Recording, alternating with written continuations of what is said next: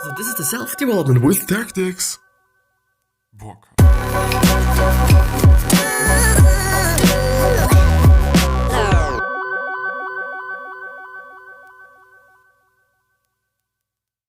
So this one's gonna be again about Tim Ferriss' 70 questions.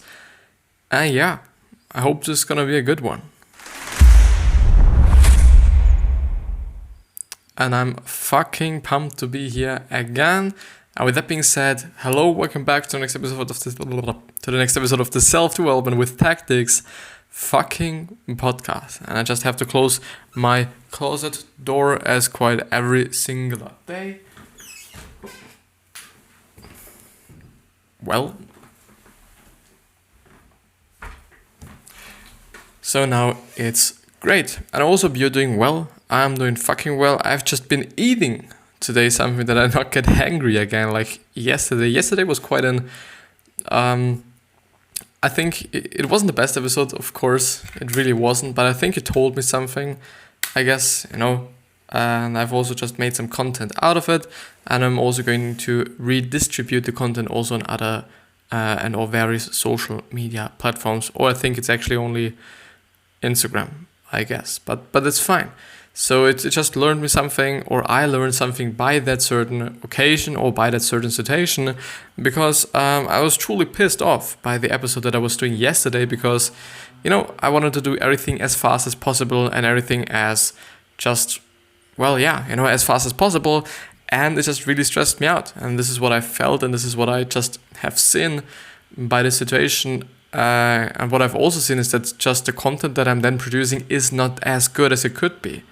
And it is pissing me off as well, which is not the purpose why I'm doing this. Like, I'm not going to do this, or I'm not doing it because I want to get pissed or I want to feel bad doing it. I want to just do it to spread a positive message and just, because I like doing it. And, I should be a little bit more patient. But if you want to see this, there's going to be an IGTV video on Instagram, maybe today, maybe tomorrow. I'll just see when I'm going to post it. Therefore, we are actually,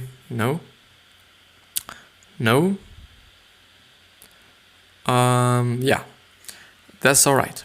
So therefore, we actually go ahead with the same exact question as we have stopped in the last episode, but I've actually cut it, or I've actually kind of paused it there, because I was just, so pissed off quite that I just felt like, okay, I do not want to go through the last question, or I do not want to go through question 8, which is, what if I couldn't pitch my product directly?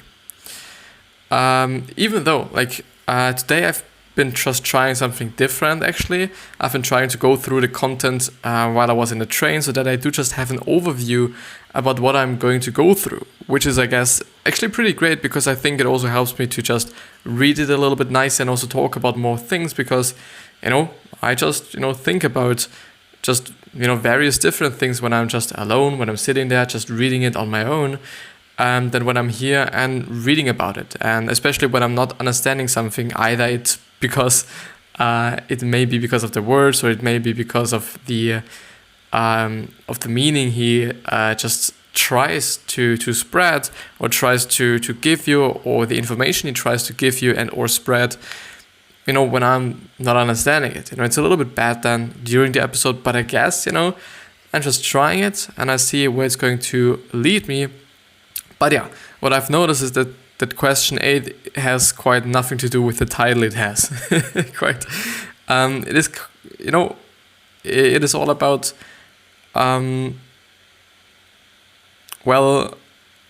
people do not like to be sold on, or they really don't like it. And I know this feeling, to be honest, because, the thing is, when somebody's hitting me up on Instagram, to 99.9% it is someone that's trying to sell me something. And most of the time it's traders. Traders just, telling me, you should just do this, you should just start trading and whatever. And I'm always like, no, I do not want to spend the time learning it. And I would just rather spend the time doing what I'm doing right here. And I also think it's not going to be something that's fun for me. When I'm just doing something, I'm going to do it because it's fun, or I'm just doing it because I think it's it's good, I guess. And I think that's, at least for me, if you're a trader, I really do not want to kind of just insult you or something. It's just not what I want to do.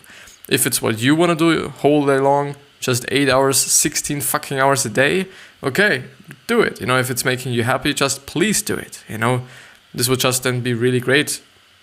Also for me to know, okay, you're doing something that's making you incredibly happy, and you're doing this all day long, and you're making this your passion. It's just amazing. Like, why should I complain about it? But it's not something for me, and I guess just I understand, and I think it also makes sense that you're trying to sell, quote unquote, your thing to somebody else, but most often it won't work, I guess.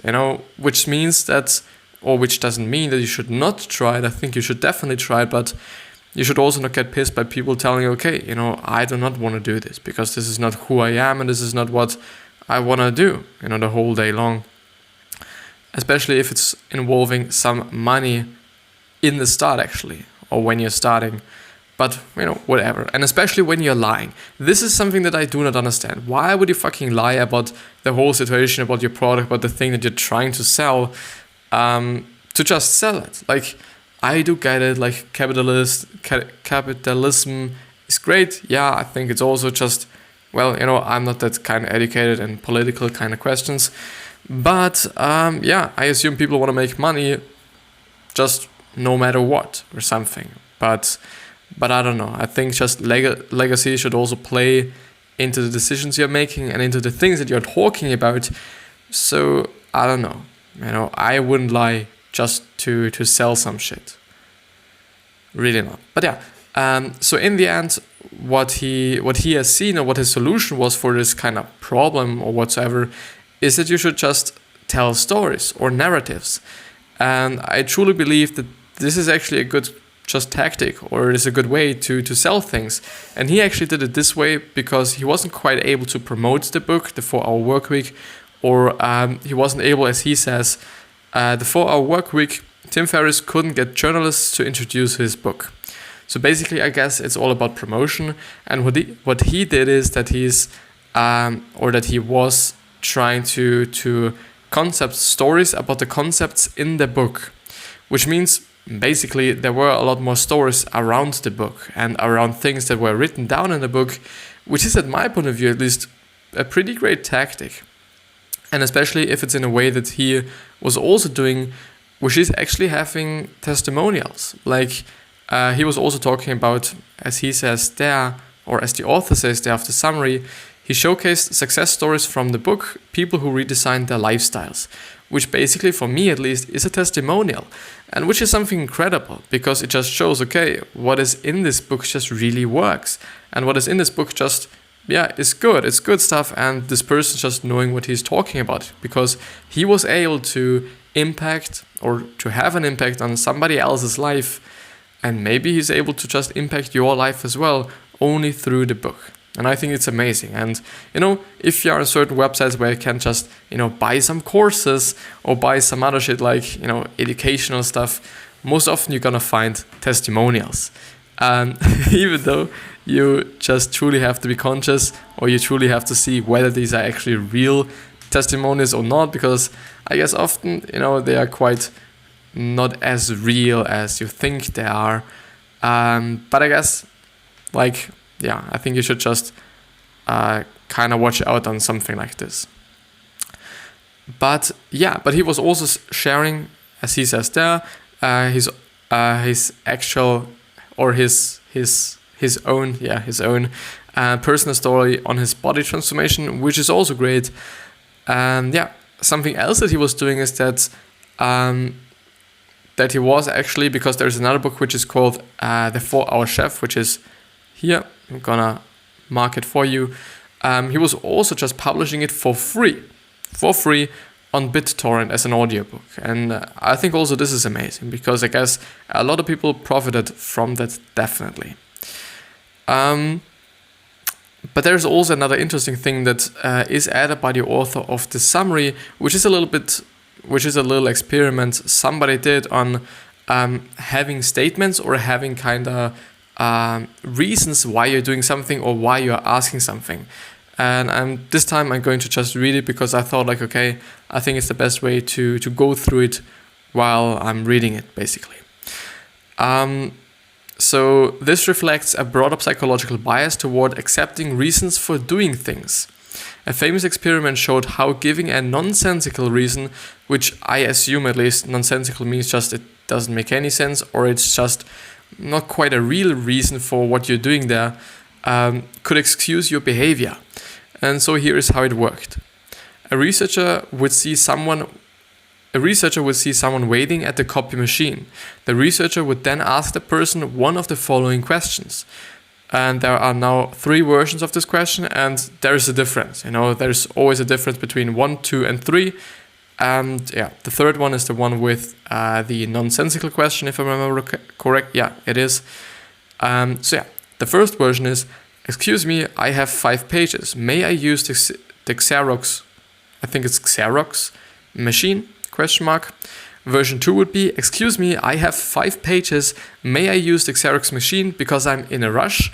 And the third one is, excuse me, I have 5 pages. May I use the Xerox machine because I have to make copies? So version 2 and 3 gave a reason, but version 3 gave a nonsensical reason. Everyone is there to make copies. Because the version was, excuse me, I have 5 pages. May I use the Xerox machine because I have to make copies? Like, everyone who is doing or who is just doing the work at the Xerox machine or who is using the Xerox machine, I think, is either copying or he is printing something. But in the end, everybody is copying. So it's actually nonsensical. It's like, okay, you're just giving a reason for the sake of giving a reason. I think this is the point there. Even though you're basically only giving a reason to someone for doing something, to actually justify your behavior, you're just giving a reason for the sake of giving a reason. And it works, which the data shows there. So for each version, what percentage of people would you... Yeah, you've seen it. So for each version, what percentage of people would you predict let the researcher cut in front? So here are the results. Version 1, which actually was, at my point of view at least, also reason, because he said, excuse me, I have 5 pages. May I use the Xerox machine? Well, no, there's no reason. There's actually no reason.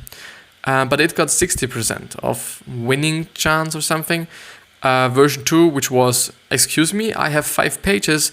May I use the Xerox machine because I'm in a rush?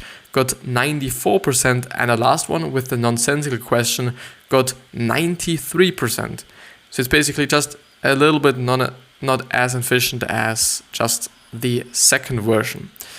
Even though it is just giving a reason for the sake of giving a fucking reason, because the reason itself doesn't make any fucking sense. At least it's not just, I think it's really not justifying your behavior, or it's not actually maybe an explanation for your behavior. So stunningly, the nonsensical reason worked just as well in convincing the other person. In convincing the other person. Granted, this effect may be enriched for a small favor like this, whereas a larger deliberate decision would be subject more scrutiny. I have to buy an aircraft carrier because we want to patrol the seas. But the general point stands. People like having reasons for acting. So Tim Ferriss couldn't promote his book directly, but people did want to share unusual stories surrounding the book, which is, I think, also just, I think in general, just having narratives and just having stories just works pretty fine. I'm willing to get more educated on this and just tell you more about this when I know more. But what I know is that a lot of people just use stories, and it would also totally make sense for you to just make up stories or to use stories to sell your product, to market your product, to just do your shit. Whatever you're doing, maybe just a little bit of storytelling could help you. And I guess there are also just really great articles on storytelling out there, which could definitely help you to just either begin to start telling stories or to, start telling better stories or to have better stories. I guess, at least. I assume. The 2-minute exercise there would be, where are you having a hard time being persuasive, and how can you craft a narrative that justifies your point of view? The reflection, giving reasons for things makes your pitch more effective. Want to get a raise? Don't just ask for it. Articulate your proven value to the company and compare the market rates you could achieve elsewhere. Also, tie to an emotional reason for the boss to care. And this definitely reminded me on Dale Carnegie's How to Win Friends and Influence People, which was one of the best books that I've ever read in my fucking entire life. Besides, I think there are actually 4 or 3 books that I always just bring up when I'm talking about my most favorite books. One of them definitely is How to Win Friends and Influence People. There's no fucking way around this. The other one is 1984, and another one as well is Man's Search for Meaning by Viktor Frankl, which was also an amazing book. But I guess sometimes I'm coming up with another one, but I'm always forgetting one of them. I'm always forgetting one of those 4, I guess. It could actually be 3, but yeah. Besides that, let's talk a little bit about books, because I think, at my point of view, people seem to demonize all other forms of learning stuff, because everyone is talking about books, and everyone is about like, okay, you have to just read books because you need the information, you need the knowledge and whatsoever. But YouTube is also good. YouTube can give you as well a lot of fucking knowledge and a lot of fucking information, maybe even in a way better way than a book could, because some people learn through books good. Some people learn through just osmosis good, but just watching other people doing stuff. And again, some other people just, like to learn through YouTube videos, or by just, this might also be a form of osmosis, but they just have or want to have some visual content, something they can look like, something that's kind of explained. And yet other people like to just listen to things, or listen to somebody, like a teacher, for example, that is standing somewhere just talking about the shit that he's trying to kind of learn you. We are all individuals, and books are definitely not the only way to learn things.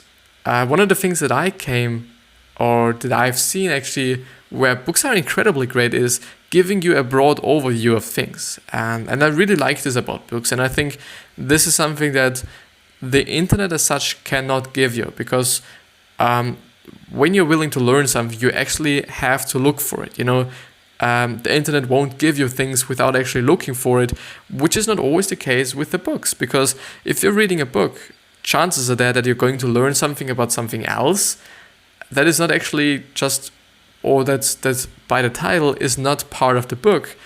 For example, in This is Marketing from Seth Godin, he's talking about marketing and talking about advertising and all this stuff, but he's also talking about some cultural stuff, like, flares on cars. I didn't know what this was, and I didn't know that there was actually something behind it. Leather gloves, and why there actually is some cutout just on the back of your hand, which actually was there for watches, I guess. There was actually a round cutout, which you can also see nowadays as well, which is the funny thing, because it's not that necessary any longer, but it is something that's still in culture, or that's still in the, in the industry, just because it was a part of it a few years ago. And I think that's amazing. And this is something that you and I think wouldn't have learned by just reading an article. For sure, there you also have to kind of just think about various kinds of articles. So some people are maybe also going to talk about certain stuff that has nothing to do with the actual title of the thing. But just a book. A book has the ability to give you a very, very broad overview of a lot of things. And still there are other books that are giving you just a very deep view into some other things, or into just the topic it is all about. But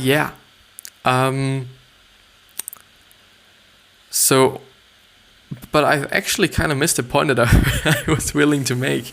I actually wanted to say that one of the biggest parts of How to Win Friends and Influence People was talking in the other person's or other people's interest, which means you're not going to tell your boss, okay, I want to have a pay raise, or I want to just, be kind of, what is it called? I want to just level up. Let's just call it like this. Yeah.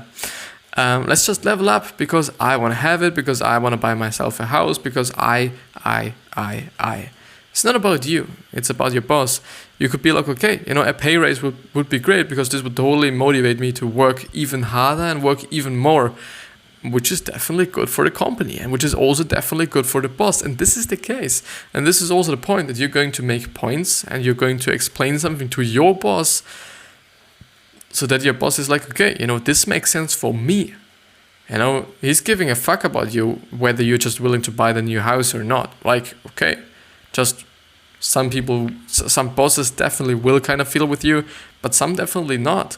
But I guess every one of these bosses is going to feel with you if you're being like, okay, I want to work harder, I want to work more, I want to give something to you, I want to give value to you. I think nobody would say no. I don't want to have more value from you than you're actually giving me at the moment. I do not think so. I guess, everyone that's able to get more value and get more just out of the equation is just willing to get it or willing to take it. So also tie it to an emotional reason for the boss to care. Maybe you want to work towards a down payment on your house, or you need extra savings to take care of your family member. And if you're afraid of following through, use the fear exercise step above to tease out why you're anxious.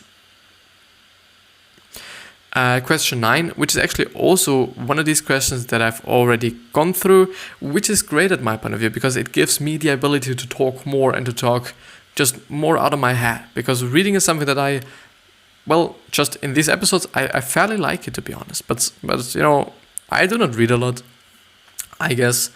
Sometimes I like it, especially in a train, I'll really like to read. But when I'm at home, sitting there, it seems to be the case that I do not like to read. I don't actually know why it is the case, but it's what it is. But question 9 is, what if I created my own real-world MBA?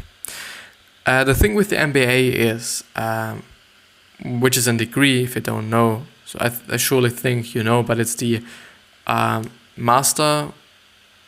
What is MBA? Please give me something. MBA, Master of Business Administration. He graduated from Harvard with an MBA. So Tim Ferriss actually thought like, okay, I want to have the MBA because it just it's going to look good on my resume. I'm developing better skills. I'm developing a better network, as he says, also there, to just show you. Yeah, to develop new skills and whatsoever. The thing is with the MBA, it's costing you around, or it would have costed him 120K. And then he thought like, that's a lot of money, and he thought like, isn't there a better way that I can just use this money and also get the same thing? And also get the same value, like, okay, I'm willing to have a better network, I'm willing to have better skills, I'm willing to have this and that and whatsoever. What he came up is actually saving 120K and packaging them into 10 to 20K packages. And then what he's going to do, or what he was, or what he has been doing with these packages, as I call them, there's nothing in the text about packages. He invested them in several companies. He took the 120K and invested it. And it seems to be like, okay, the thing was, which is something important, which I'm going to read. So importantly, Tim was prepared to lose it all, much as he would have lost the tuition to business school. This prompted him to actually take action rather than being scared. Even if his investments failed, he saw the experience and the added network as well worth the 120K. By learning from dozens of founders and investors, he created his own investment rules and made a few investments. His investments eventually panned out, making back double what he invested. Tim's viewpoint can be applied to all graduate degrees, training programs, or even college. Because the thing there is, as they also point out, the MBA could just really get to 160K. As such, the thing is, you're also going to lose a lot of opportunity cost. Because, in the time where you're just making or where you're learning for your MBAs and whatever, you're losing a lot of time. You're really truly losing a lot of time, basically. So you're not basically you're not able to work as hard as you would be able if there was no MBA, or if you wouldn't just learn for the MBA. And well, they calculated, or the author of the summary, I guess, also calculated that this could get up to 200k, which is, by the way, just incredible.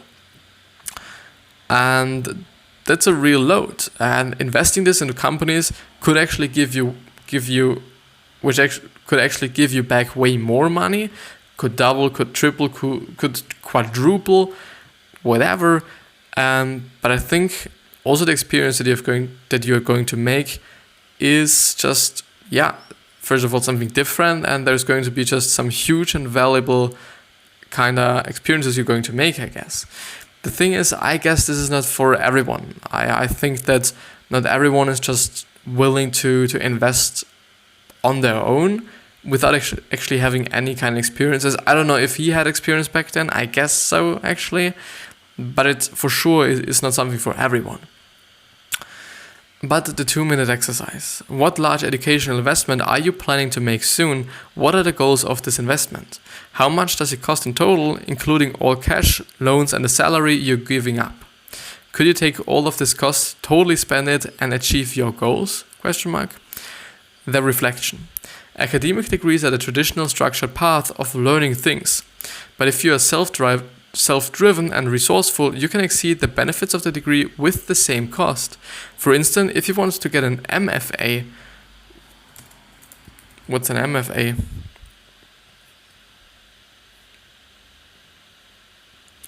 Museum of Fine Arts. No? Master of Fine Arts. Okay, this would have been would have made sense. For instance, if you want to get an MFA in writing, this can cost 30k. You might also be giving up income of 50k, which would then be 80k, which is a huge way. For instance, you could sign up for a masterclass or for master classes with the best writer in your area, paying $500 an hour for custom feedback and mentorship. You could fund group dinners with aspiring writers as a way to network. Even $500 per dinner can help you make 10 valuable connections. You could hire an agent to shop your work around. This could push the value well beyond the cost of the MFA. Granted, in some professions, the degree is basically a prerequisite. You can't become a doctor without an MD. An MD is a Doctor of Medicine. Usually can't become an academic professor without a PhD, but you should still articulate your goals for getting the degree. If the degree isn't critical for what you want to do, then strongly consider building a different path. If you're getting a PhD to go into consulting, strongly consider becoming a consultant right away and using your extra cash to build your network and gain access to science. Yeah, and that's gonna be it with the episode, but I truly think it just makes sense. The path of actually studying something, the path of actually going to school to learn something has been a really common one, I guess, for a long period of time. But now with the internet, a lot of things change. We are able to get so much information, we're able to get so much knowledge by a click, basically, and we are able to just get really, really, really just good courses, on various platforms. I do not want to kind of just advertise them or something. Well, there are various ones, let's actually name a few of them. Skillshare, because I always see the advertising from Skillshare, and they're also advertising some YouTubers and some creators. Skillshare, isn't Squarespace as well? I know that they're sponsoring people, but isn't there also just some kind of... But by the way, courses are definitely not something that you always have to pay for. There are just a lot of courses also from just various universities, from good universities, I assume, and also from professors and PhDs and whatever that are for free. For free. It costs you nothing. which is amazing. So if you're this guy and if you're a person that is just able to learn through courses, able to learn through people telling you shit, you should consider doing this to gain the skills, to upgrade your skills. But I guess, yeah, if there's no way around your PhD or no way around your MBA or whatever, I think you just gotta have to do this. But yeah, this is it with the episode. And this episode has been really fucking great, I guess. So yeah, I wish you the best health, happiness, and success. And I also hope that you're going to remind yourself on how you gonna be remembered. So either you're going to be remembered as a good person or as a bad person or something in between. And you basically decide, it is totally in your hands how you are going to be remembered. So what your legacy is going to look like. But yeah, I see you. Thank you very much for listening and or watching. And I see you the next time, hopefully.